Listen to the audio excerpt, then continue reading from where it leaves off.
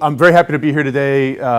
Really want to address this issue around urban heat. It's something we think about a lot, we hear a lot about, especially in the summertime, but there's a whole range of challenges and also opportunities when we think about cooler cities and access to cooling that I want to talk about, and a little bit about what we do to meet that challenge. So I'm just going to share a little bit about GCCA at first. We're not a household name yet, so just to give you a little background on who we are and what we do. And then look at the sort of the macro trends that are driving this issue around urban heat and why it's increasingly a dire issue that we need to address in the short term rather than just the long term and medium term. And then we're going to look from those trends, how those trends actually impact cities and neighborhoods and communities now.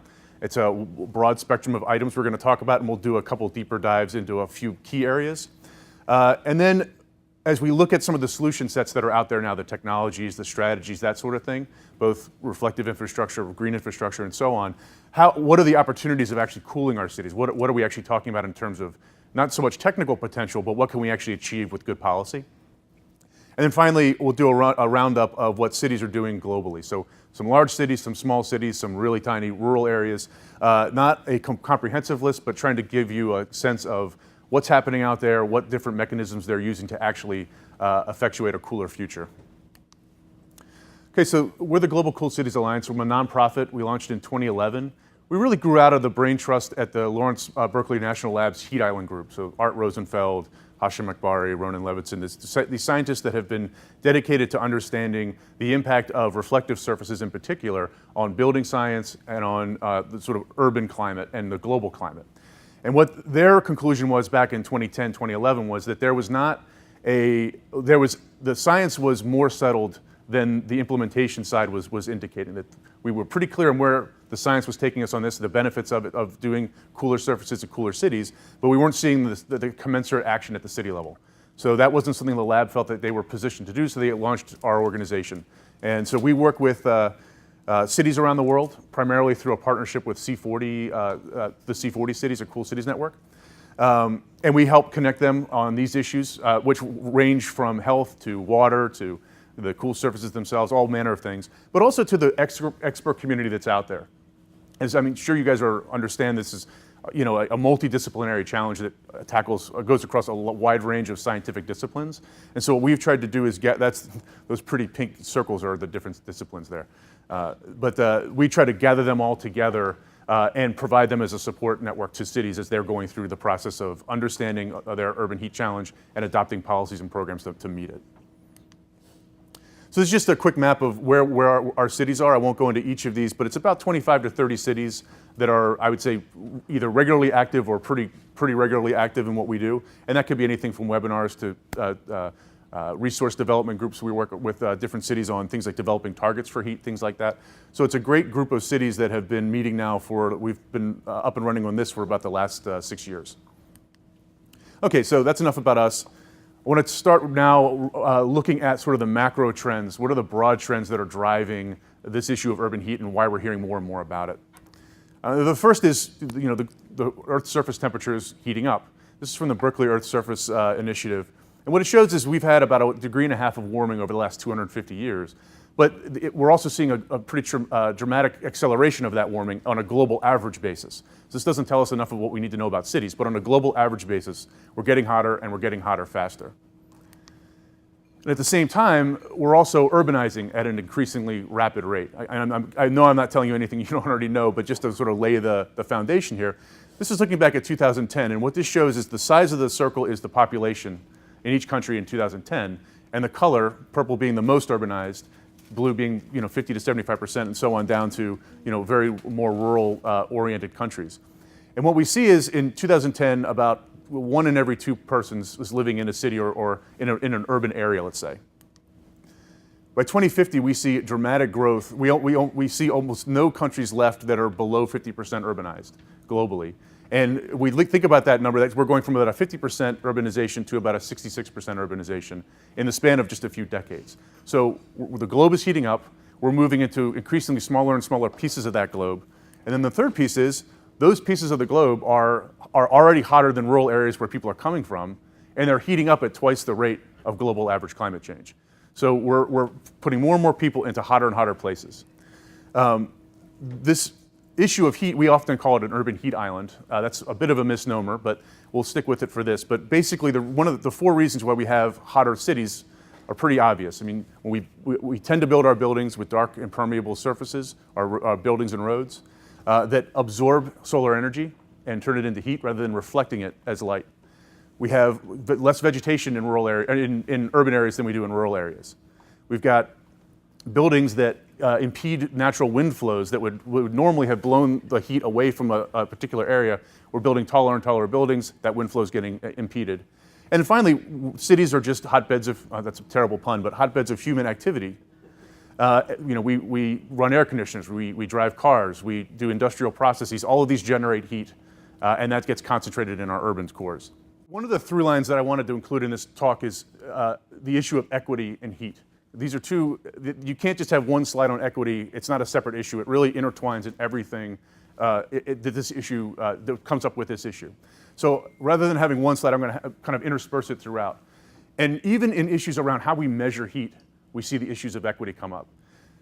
This is a study from Nairobi, Kenya, where they actually put some heat and temperature sensors in informal communities. And then you can see in the middle there where the weather station is. So the weather station is how they're gathering data. That's what when you gather data to run studies in Nairobi, you're gathering it from that weather station. And what they found is these communities, which are significantly poorer than this community around that weather station, are up to 3 degrees Celsius hotter. So even getting down to just the dry scientific numbers of heat, we have equity issues built into that. And you'll see that throughout. Okay, so with that in mind, with this sort of macro trends on our plate, let's look at what impact that actually has on cities. So this is a pretty facile slide, but the answer to what heat impacts is that heat impacts everything. Everything from agricultural yields to crime, well-being, health and wellness and mortality, tourism, productivity, both in the classroom and in the office space. There's really not an issue, energy use obviously, air quality. There's really not an issue that affects an urban system that isn't in some way exacerbated by heat challenges. And not just in hot climates, but even in cool climates where they have, maybe hotter summers than they used to have. So I'm not going to obviously have time to go into each piece of these, but I just want to point out that, as we start to think about these issues, they go across a wide variety of different disciplines, different challenges. But heat is almost never the top challenge that each of those different areas face. So when we think of these things in siloed ways, we often miss the opportunity to do something on heat. But when you kind of group them together, you really start to see that this is a huge potential opportunity. Cooler cities can affect things that go far beyond what we think they can affect. And what we'll get into later is all of these are very disparate things, but one thing that links them together is we can think about them economically. And so we're starting to do the community that sort of looks at this stuff, is starting to do a better job of understanding the economic co-benefits of cooler cities in the context of these types of issues. So let's just dig in on a couple of these just to make a couple points here. So heat is obviously an energy challenge. This is a graph from Washington, D.C. It looks at the energy use by day and compares it to the maximum daily temperature on that day. And we looked at data from 2009 to 2014. Now this graph, I could have drawn this graph for New Orleans or LA or Paris, and cities where there's dominant mechanical cooling penetration. You're going to see a graph that looks a lot like this. And what it shows us is that around, say, 26 degrees Celsius, 80 degrees Fahrenheit, it's different by city, but around that, before you get to that temperature, the temperature of the day has very little impact on energy use. In fact, in some cases, it actually reduces energy use because you get into nicer days, like we have out today. But at 80 degrees, that threshold, any degree after that, we start to see exponential increase in the amount of energy that's demanded. And that has implications on grid resiliency, has implications on the cost of energy and so on. But I think that's also pretty obvious, but the rate at which it changes, I think, is pretty startling. If you go to a 90-degree day in DC versus an 80-degree day, this area demands 21% more energy than it would at the 80-degree day. By 95 degrees, so just 5 more degrees of maximum daily temperature, it's almost 40% more energy. So that's a tremendous ask for a grid to deal with, and we're going to be asking it more and more. Now, I mentioned that that's a graph that you're going to see in AC-dominated cities or areas. And the reality is we're going to have a lot more of those in the coming decades. This is from IEA's recent Future of Cooling report, which is actually a fantastic read if you're into these sorts of issues. And what it tells us is, if we look at the installed base of air conditioners today, it's going to triple or more than triple by 2050. And it's going to be that's going to be a global trend. And to meet that energy demand for those air conditioners is essentially rebuilding the US, European, and Indian power grids to meet that demand all over again. So it's $1 trillion challenge that isn't going to be met by just more efficient air conditioning. We have to really start rethinking how we think about cooling services and delivering cooling services. And cool cities and reflective surfaces and other strategies are going to be a big part of that. And that's actually just the lucky folks that will have physical or economic access to space cooling in the coming decades. There's another report that recently came out called Chilling Prospects from Sustainable Energy for All. And full disclosure, I was on the advisory committee for that one, so I'm shamelessly plugging it. But what they found was there will be about 1.1 billion people in the world that will not have access to mechanical cooling. And so for those people, more efficient air conditioners means nothing. So we really do need to think more about how do we deliver thermal comfort for this large portion of the population. So switching gears a little bit to another area which is air quality. And I picked this one because I think it also demonstrates this nonlinear relationship between temperature, especially at these certain thresholds. So this is looking at the Baltimore Attainment District. And the horizontal red line is EPA's standard for clean air, essentially, or for ozone concentrations. So you can see at 80 degrees, that green box is everything below 80 degrees. And pretty much in each of those circles is ozone concentrations over an 8-hour period. So let's call that a day. So every day almost below 80 degrees is within compliance. It's a clean air day.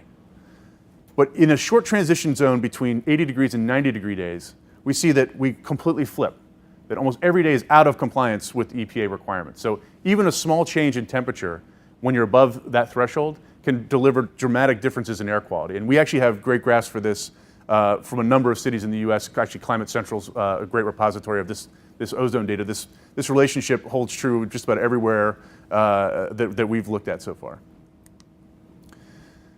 So the other area I want to talk a little bit about is mortality and health. One of the big challenges with heat is that it's not a tangible thing. You know, when Hurricane Florence comes through North Carolina, it's visually arresting. You can see the damage. You can see what's happening. Heat doesn't provide that tangible visual evidence. And what that means is, even though heat is, on an average year, the most potent killer, it kills more people than any natural disaster in an average year, we almost never think about it in that context.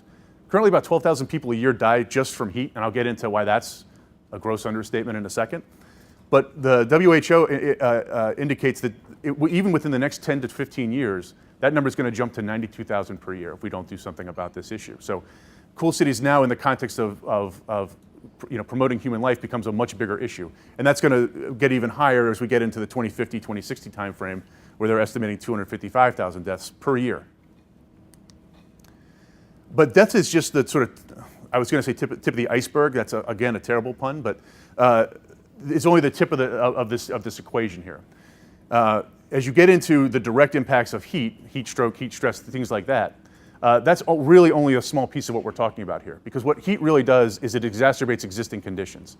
Cardiovascular, pulmonary, renal, diabetes challenges. These human conditions are made far worse and more critical by the introduction of heat or unsafe excess heat conditions. Now, the insidious problem with this is that it's not just our awareness of this not being high, it's also how coroners around the world code a death. And so what we typically find is if you died of heat stress, they would code that as a heat death. If you die of a heart attack during a heat wave, you died of a heart attack. And it doesn't mention in the data, or in the data that's gathered and then made public, or that it's then anonymized and made public, you don't actually get to see that piece of the equation. Now, we have actually a really interesting example of this from just this past summer, the Canadian Heatwave. Quebec and Ontario, right next to each other, experienced the heat wave in basically the same way. But Quebec actually takes a much broader view of what classifies as a heat death. So they will actually pick up some of these deaths from other causes and attribute it to heat as a secondary cause. And so when you actually see the numbers that were reported out of those heat waves, in Ontario, it was under 10 deaths that were reported from the heat wave. And right next door in Quebec, it was closer to 80. So 8 times difference, and not because there's fewer deaths in Ontario, but because we classify them differently. So that has a huge implication on our awareness of this issue and on our sort of the urgency of the issue, to me. And again, here, there's the impact is, especially on health and mortality, is predominantly borne by those that are in the most vulnerable communities and the most under-resourced communities. And this is true in the US, and this is true in developed countries, it's true in the global South.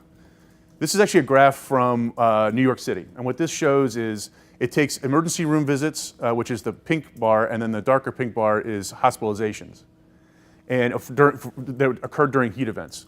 And they broke it out by neighborhoods and the poverty in that particular neighborhood. So on the far left, what you see is a wealthy neighborhood. That's a relatively low set of people that are under the federal poverty line. And on the far right, it's a more impoverished neighborhood where 30+% of the population is under the federal poverty line. And you can see that the rate of hospitalization and emergency room visits is more than double between these two communities. So these are communities that are also have less opportunities, that have have less health insurance in some cases. They have less ability to be away from a job, that sort of thing. So this is a much bigger impact on folks that are most vulnerable. So I wanted to highlight this study because, again, as I talked about earlier, we can talk about these different aspects, but one common language is economics or money. So there's a great study that came out last year. It actually came out on Memorial Day last year, unfortunately, so it didn't get as much press as it should have. This is from the journal Nature Climate Change. And what they did was they looked at 1,700 cities around the world, and they tried to quantify the cost of local climate change, and specifically the cost of heat, and what unchecked urban heat would mean for cities in their subset. And what they found was by 2050, the median city in that study would be paying an additional 1.7% of their GDP for unchecked urban heat. And by 2100, it would be nearly 6%. That's essentially a 6% tax for not actually doing something on cool roofs. That's a tremendous number when you think about it on a global basis. And the worst hit cities in their study were closer to 11 to 12%. So 1 out of every $10 generated be essentially going to fixing a problem they should have fixed today. Now that's the bad news part of the study. I'm going to talk about the good news part later. So in fact, this whole presentation is front-loaded with bad news, and then we get to the good news later. So stick around. So we've talked a little bit about what the challenge of heat is, but I also want to now turn to what are the ways that cities are actually going about addressing their urban heat challenges. I shamelessly borrowed this from Dr. Paul Osmond from the University of New South Wales, in part because I think it does a wonderful job visualizing a couple key things. One, there is no one-size-fits-all solution to this issue. It really is going to be a both-and. And it really breaks down into sort of two key, or I guess 3 key areas. One is, how do we better manage rain? How do we better manage sun?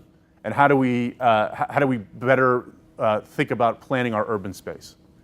So taking the first one, we all know green roofs, green walls, parks. These things are often implemented not just for the cooling benefits, but for stormwater benefits and things like that, biodiversity benefits. But they do have a substantial cooling benefit in climates where it's not overly humid, because they can cool through evapotranspiration. The reflective infrastructure, so I guess we'd call it the white infrastructure, if you will, of cool roofs, walls, and pavement, cools through a different mechanism, which we'll talk about in a minute. But it tends to be more economically feasible for cities to implement and for building owners to implement. So we often think of that as sort of the floor, and anything you can do over top of that is good. The other piece of this that I want to mention is, again, especially in cities that are still growing, where we have a lot of substantial new development, thinking about how these new developments impact wind is critical.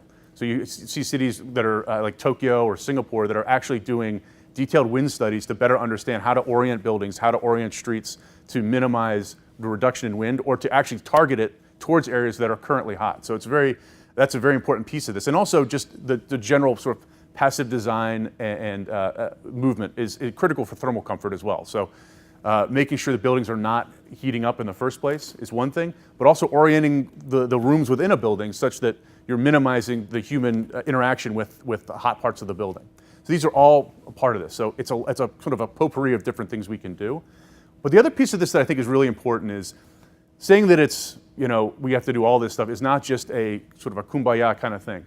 The scientific data tells us that these are actually symbiotic with each other, that we can actually get more out of each of these strategies when we pair them together.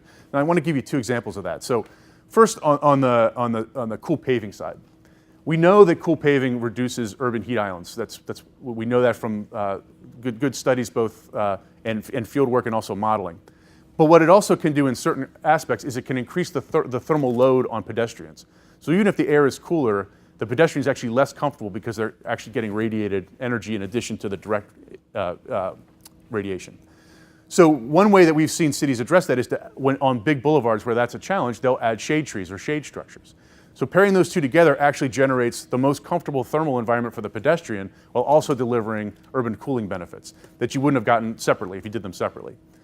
The other way I'd look at that too is we see studies out of California looking at northern and southern California and modeling more reflective urban surfaces in urban spaces in California. And what they find is a substantial reduction in evaporation.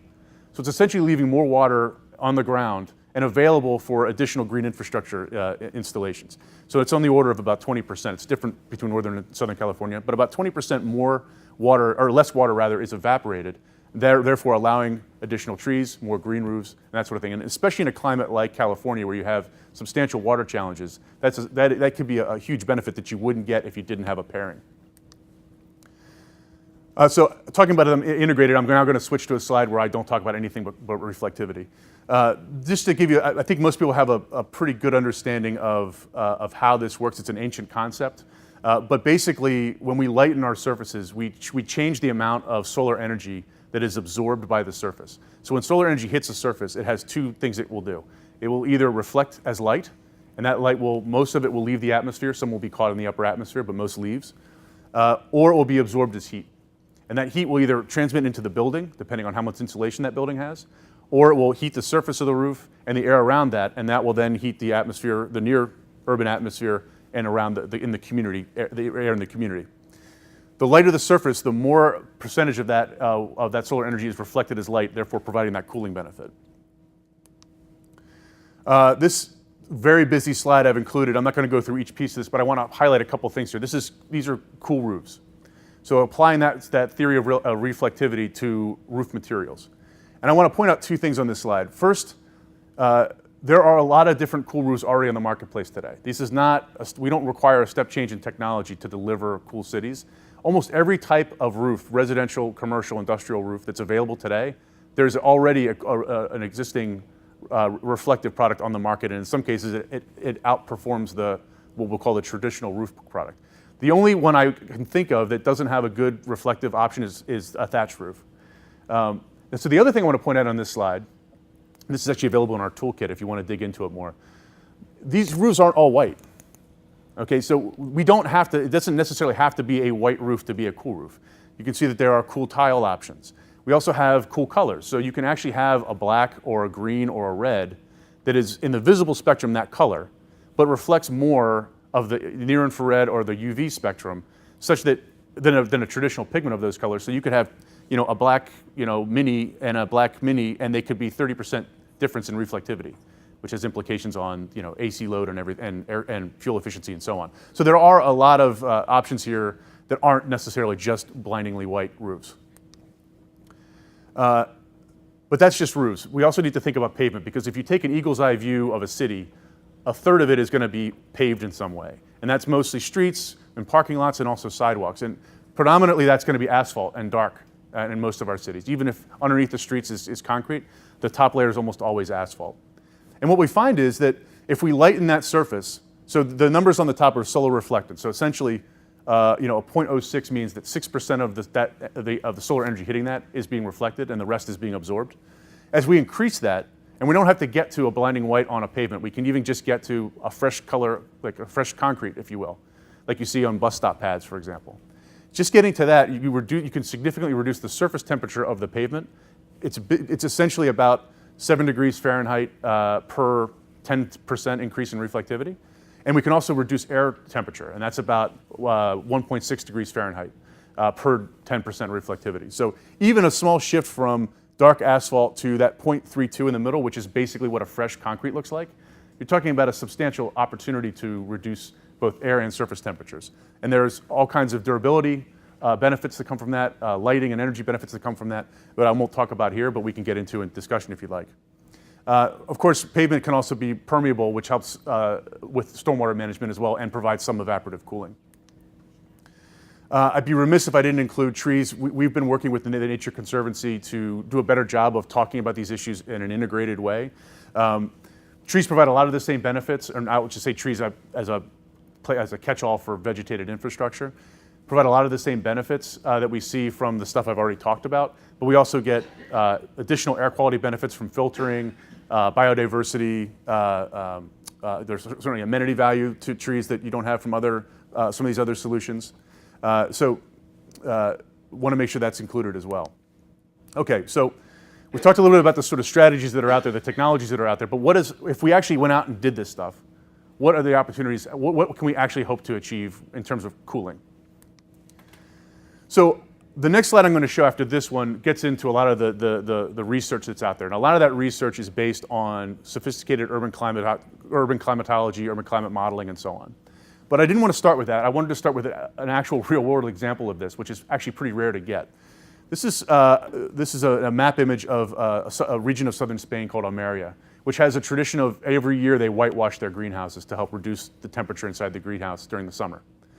And while it's climatically similar and morphologically similar to the regions around it, those other regions don't have the same number of greenhouses, so we don't see that same reflectivity change. And so a researcher named Pablo Campra, back in the late 70s, started to dot these areas with weather stations and gather data longitudinally year over year. And he just wrapped that up I think in 2014. And so what we found is since 1980, since the first readings came out, the area that's not reflective, the area on the north side there, got 1 to 3 degrees Celsius hotter depending on the weather station. So in line, a little bit hotter than what we were seeing on a global average basis. But the region that was reflective actually cooled off over the same time period. So a complete flip in the trend on heating. Now, we're probably not going to see cities this white anytime soon, but the fact of the matter is there is real-world examples where this actually does work at scale, and I think that's really important to have in mind when we start talking through the actual research piece of it. I won't go into each of these, but I would say that if you're interested in this, the best place to start is probably that first paper, the Santa Morris 2014, which is called Cooling the Cities. It really does a nice job of gathering all the different studies that have been out there since before 2014. But if you dig in through that, I would say that getting away from the sort of for every degree, for every increase in reflectivity, we get this much cooling. If you actually look at the studies that look at the combined vegetated increases with reflectivity increases in particular city contexts, we think that it's around a 3 to 5 degree Celsius opportunity that's out there with not a technical potential, but that is actually achievable potential. And that's average. So that's day, night. That's not looking at, there's going to be zones of this where there's more cooling and zones where there'll be less. Times where there's more, times where there's less, and so on. But on average, 3 to 5 degrees is actually achievable. So when you think about that in the context of warming over the last 250 years, we have a tremendous opportunity to impact how our cities are responding to the sort of trends in warming through these methods that we already have at our fingertips and can actually deploy. So I talked a lot about the different ways, the myriad ways that heat negatively impacts urban society and urban life. But the flip side is when you start to actually cool cities and when you start to mitigate that challenge, you're actually starting to deliver benefits to a myriad of different parts of urban life. I'm not going to go through each piece of these, but again, thinking about this from an economic perspective, when we tie all these up, the same report I talked about earlier, which had from the journal Nature Climate Change, that talked about the 5.6% inaction tax. They also looked at solution sets, and the one that they thought would deliver the most cooling was a moderate deployment of cool roofs and cool pavements. And when they did that, they found that the cost of that was outweighed by 12 times when you looked at the benefits that deployment put out there. And those benefits are coming from these areas. So it's energy savings, up to about 20% energy savings, cooling energy savings in buildings that are flat roofed, a little bit less in steep slope roofs. Also, I would say net energy positive almost everywhere, including up into northern Canada. When you factor we often talk about this issue called the winter heating penalty. If you lighten the roof and cool the building, that you then have to heat it more in the winter. What we find is that's not a significant number, and that it's net energy positive to do cool roofs, even in places north of Toronto, even into Alaska in some cases. Again, I'll go into a little more detail on the mortality implications of cooler cities and the reductions that are possible. There's also indoor air temperature. We talked a lot about outside air temperature, but there's also an indoor air temperature implication. We've done research, there's research that's out there from other folks from Philadelphia, other communities in the US, and then we've done research in India and in South Africa looking at more informal dwellings. And what we found is that the temperature you feel inside a cool building, even if it's a corrugated metal building that would otherwise be an oven in the summertime, is 2 to 4 degrees cooler, Celsius cooler, than it would have been without that coating. And that's a life and death difference on a hot day in many places. It's also a public safety difference. One of the communities I'll talk about later, people couldn't sleep indoors because it was so hot. And after the cool coatings, people started to do that more. So even these sort of, ancillary benefits that you find it touches all these different areas. There's a huge opportunity here in terms of grid resiliency. We saw the chart earlier on energy cost, on energy use. It's not just the peak demand challenges that you have, it's also the fact that hot electrical wires it takes more work to transmit energy through those. So you get losses along the way that we can help start to counteract. So, and the last one I want to mention, I think it's probably the most important one that goes underrepresented here, is the impact on global climate change that accrues from cool surfaces and cool cities. I'll get into that in a little more detail because it's counterintuitive to how we typically think about mitigation and greenhouse gas programs. So this is from a study that we did with the University of Miami and Arizona State University. And what we did was we looked at 4 historic heat waves in 4 cities. We looked at DC, Baltimore, LA, and New York. And we took the conditions that occurred during those heat waves and we assumed changes in the overall city urban fabric to say, okay, what if it's 0.1 more reflective? So going from, say, a 0.15 to a 0.25, and 10% more vegetated. And these are really modest assumptions.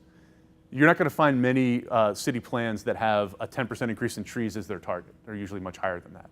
So what we were really trying to do here is say, what is a modest change going to mean? So we're not talking about what LA and New York and Paris are going to do. We want to know, what is it possible in cities that aren't going to take that leadership role in this space? And what we found is a pretty consistent temperature reduction of about 0.5 degree Fahrenheit from that very modest change in urban fabric, and a pretty wide range of mortality changes. And this is, we calculated the mortality by taking the existing algorithms that are used for heat advisory systems in certain parts of the world and saying, okay, if we went from these conditions, these humidity conditions, these temperature conditions, and then moved to these, would that change mortality based on these algorithms? And what we find is in some cases it really does. Now the LA one was disappointing. What we found is if we increased the reflectivity to 20%, we actually saw a tremendous change. And now we're in the process of working with groups on the ground there, the Los Angeles Urban Cooling Collaborative in particular, to actually do a neighborhood by neighborhood evaluation of the impact. And so we're getting data back from that now, and it's substantially more mortality impact than what we're seeing here. So I want to talk a little bit about the global implications, because again, I think this is a piece of the story that doesn't get enough attention. With cool roofs, because of the energy savings, we can think about the mitigation opportunity with cool roofs in the same way we think about it from energy efficiency. If you think about the bathtub, you're turning down the faucet, but it does nothing for the water or the greenhouse gases that are already in the atmosphere, right?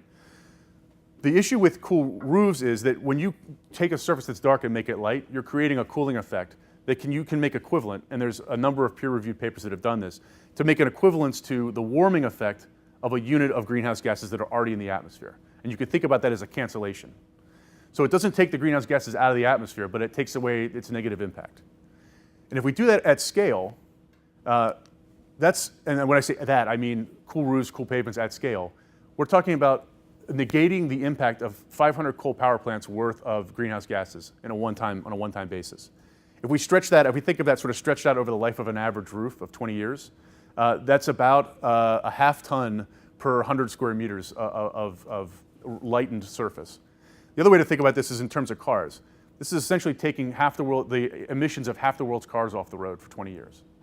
Now the problem with this is, just like everything else in heat, it doesn't necessarily get the existing structures around which we think about mitigation, how we finance it, how we measure it, doesn't capture this particular piece of the benefit. So for us, this is a really key piece to sort of socialize, because it's a tremendous, huge benefit that hits a very different part of the mitigation question. Okay, so I want to wrap up with just kind of a roundup of what cities around the world are doing. So I'm going to start with LA because LA has really been a leader on a number of different fronts here, and I'm just going to highlight a few. First of all, I'd say this is not a comprehensive list of everything that every city is doing. It's not even a comprehensive list of everything that LA is doing. I'm just kind of picking out a few things to share. So if those folks are on the phone, I don't want them to be upset that I missed their city or their initiative.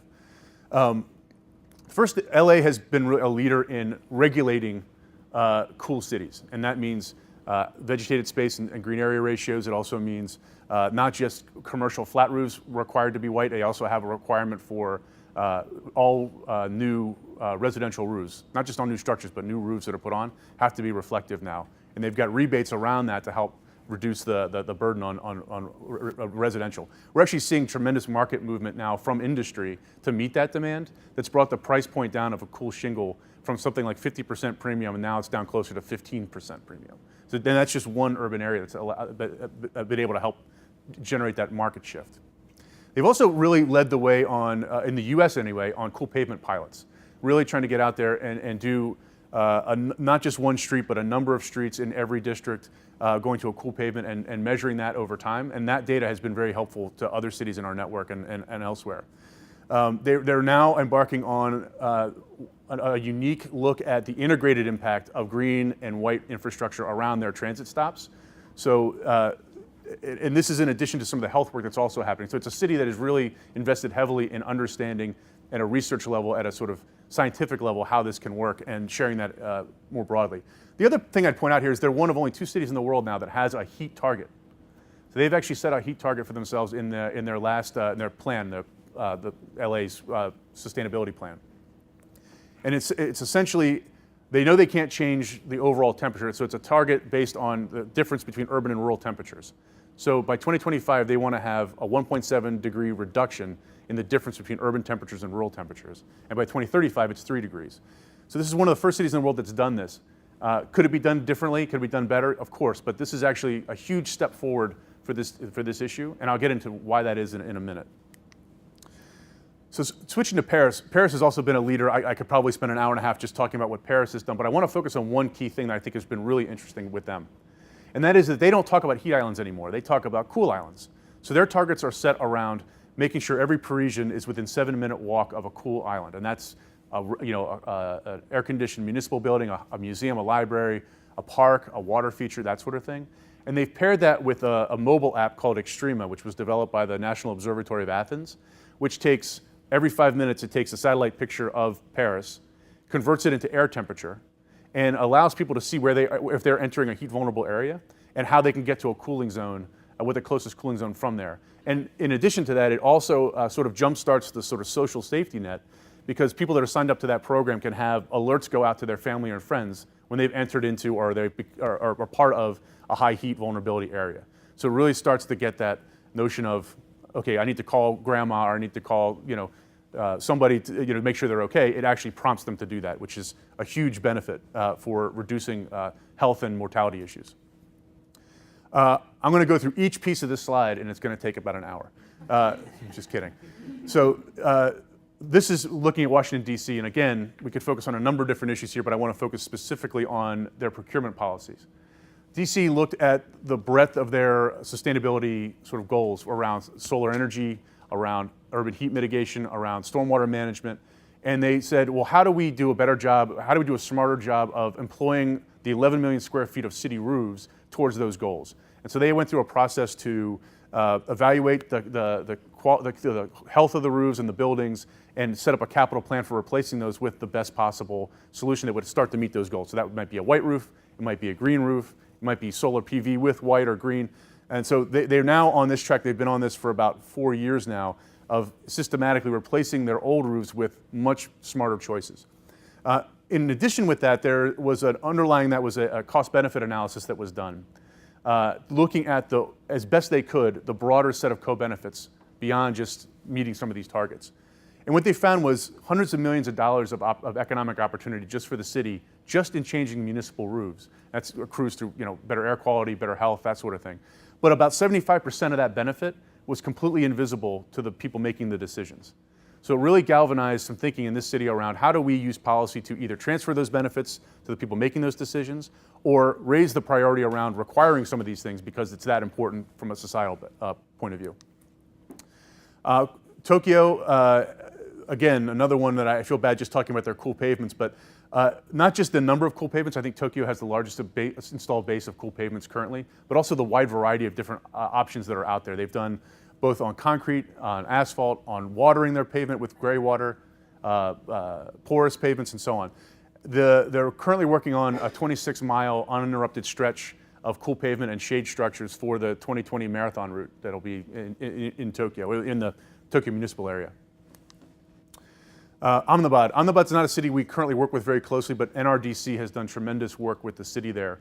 There are heat action plans in other cities, but I can't think of one that has really taken the idea, not just made it a dusty PDF on the shelf, but actually used it to generate a wide-ranging and substantive conversation between city agencies and between critical infrastructure and city agencies. So that has created within Ahmedabad a much more coordinated response to heat challenges than we see in many other places. And in fact, if you're, well, this is probably to me one of the first steps cities should take in terms of how to start to expand the number of people that are engaging with this. This process was world class. And then you can see there on the right, they've also done a nice job of starting to socialize the idea of cool roofs. I mean, this is not the most easy to express concept, but they're starting to sort of test out marketing to the public and raising public awareness of these issues. I chose Toronto. I could have chosen probably 50 other cities that are doing this type of work, but the mapping that we're seeing has sort of morphed from just let's find out where we're hot, where we have heat islands, to where we have heat vulnerabilities. So that's an overlay of sort of the health and social aspects of heat challenges with the actual temperature. So Toronto's done a nice job there. That's been paired with some very generous cool roof and green roof rebates that have been in place now for about, I believe, 6 years. They've replenished that fund about 3 times now. And it's really driven a lot of market development in that space that wasn't there before. Itiquini, Durban, South Africa. This is along the same lines as Toronto, but I think taken to another level. And this, I think, is a common theme that we see in a lot of cities, and that is heat is like the sort of ugly stepchild. We never get top billing, but cities recognize that it's important. So what we see is the heat getting inserted into bigger, more, let's quote unquote, more important initiatives in the cities. And in Durban, the example was they have a radical economic transformation initiative, which is intended to sort of lift up the sort of most under-resourced and poorest communities. So their climate response and their heat response really flows through that. And so what they do, as an example, would be, rather than going out and doing a tree planting program with city workers, they actually stand up these little micro businesses in different communities, get them trees or get them seeds, help them sort of grow the plants. People in these communities actually plant the trees and maintain the trees and get paid for it by the city. So it's getting the same impact as you would get from doing it from the city perspective, but doing it with a different lens in mind. And so the other thing I'd say is, in terms of targeting their limited resources towards these goals, they've taken it another step, which is they're not just looking at where they're hot or where they're vulnerable, they're also looking at the broader sort of social vulnerabilities that people have and using that in addition as an additional layer to really target where they do heat mitigation strategies. Quickly on Seoul. So Seoul has really gone all in on green infrastructure. They actually just met their 2014 goal of, well, they launched it in 2014. They just met the goal to plant 1,000 forests and 1,000 gardens in the city. And this has been really paired with, I would say, an almost constant and intense public outreach and interaction. So we're actually seeing a lot of old gray infrastructure in the city, even things like bridge overpasses, being converted into pedestrian and vegetated walkways that are having impacts on urban heat in the city. So far, I've really only talked about big cities, but I really want to make the point that this can also be transformative in rural communities. Kais is a community in Northern Cape, South Africa. It's extremely hot. It's extremely sunny. It's probably the worst place in the world for me to be climatically. We did a project there where we worked with a municipal man. I should back up. This is about a 10,000 person community. It's about 45 minutes to an hour away from the next community, and that's also a small community. It's a very rural space. The one thing they had that was to their benefit was a municipal manager who was absolutely hell-bent on not just improving the sort of thermal comfort of her community, but also improving the economic opportunities in her community. So we went in with her and did a pilot test of cool surfaces, cool roofs and walls. And that's now grown to about 500 homes in that community, which is a substantial part of the community. What was great about this, though, is she actually she went and got funding from the federal government to do, or from the national government to do this, created a template for other communities to then go out and also request money from the national government. We're now seeing more communities do this. In fact, the methodology that they developed in a 10,000 person city or village is now being used by Joburg and Pretoria to do the similar programs there. So actually, the innovation went the other way. The other piece of this that I think is really interesting is she really wanted to create an ecosystem of new jobs and supply chains within the community to do this. So we didn't just roll in there with a truck full of cool coating. We brought in some concentrate. We showed them how to rehydrate it, showed them how to mix it, how to prep the surfaces, and actually do the work, as you can see there on the left. And that's now led to 5 or 6 different business types that local folks are now taking on and doing.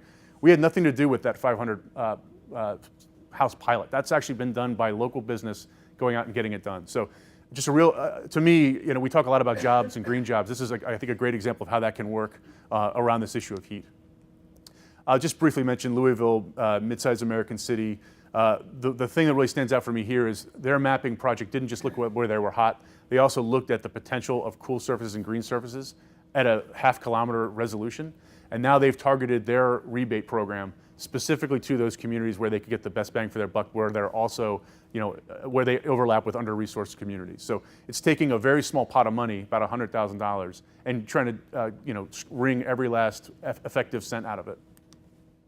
I'm going to skip this just in the interest of time, but just to say, it's not just cities, it's also national governments doing this.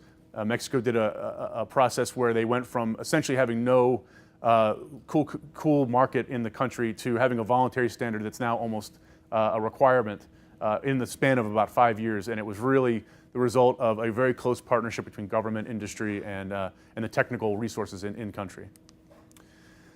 Okay, so I'm going to wrap up with this slide.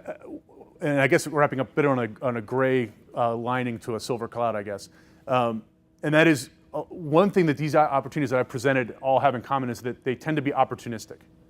That we're not actually seeing a lot of systematic change around heat. The opportunistic is great, and that's important. We need to keep doing that. But one of the things we're focused on is how do we actually integrate heat in a more systematic way. And so this slide really kind of gets to some of the issues that we're working with and that we love to work with you guys with, actually. The first is we got to stop preaching to the choir, and that's a criticism directed at me. Sustainability directors get this. Going to sustainability conferences and talking about heat is great. It makes you feel good, but it doesn't actually change anything. We need to be talking to public works, health, at health conferences, parks, emergency management. These other groups need to start to internalize this issue of heat and sustainability internally. Sustainability is much further along than heat is, but nonetheless, there's a huge opportunity here if we start bringing a cohort of people in cities that understand this and are thinking this way for implementation of programs and budgeting and that sort of thing. The second big piece to me is there are existing regulatory structures that heat could fit into, stormwater, air quality regulations, and so on. And we need to do a better job of integrating heat into those or creating one for heat.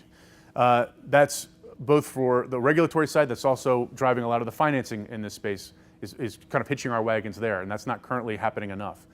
The other piece of this that I think is critically important is integrating heat resiliency into risk management and insurance conversations, credit risk and so on. If a credit analyst was sitting down with a mayor and asking questions about heat resiliency, we'd see change almost overnight in this issue. Because once we start thinking about this as affecting its bond rating, and it obviously does if you consider the inaction tax we talked about, that will, I think, have a radical impact on uptake, both here and overseas. I talked about this a lot through this, but heat is just one of those really challenging public outreach issues because it's hard to make it tangible. It's hard to make it an actionable item on a daily basis. I mean, compared to energy efficiency, there are big overarching things you can do on energy efficiency that a policymaker cares about, but there are also daily actions. And we're struggling, I think, a little bit in the heat side to articulate what those daily actions are, but that's a critical piece of this. And then finally, basically following on what LA is doing and what we're doing with the Cool Cities Network, we really need to start getting not just targets for heat, but targets for the human impact of heat integrated and sort of socialized globally so that he can become more of a priority in the planning processes that we see. Thanks. And so that's something that we're working on currently with about 10 of our cities, but it's absolutely critical if we're going to want to see this not only gain in awareness, but also maintain political will over time. We have to be able to measure our impact. So I really appreciate your attention over a long hour. I'm happy to take any questions you have and really appreciate the opportunity to speak with you today.